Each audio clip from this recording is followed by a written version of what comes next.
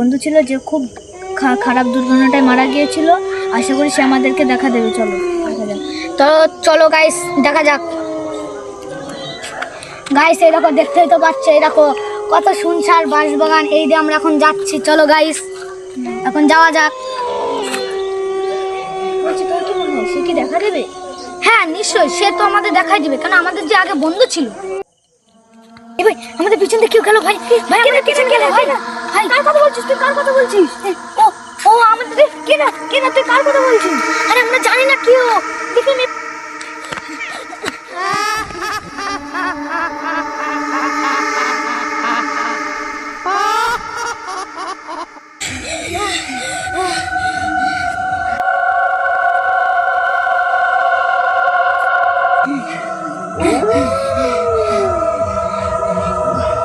আশিস ওদের সামনে বাবা।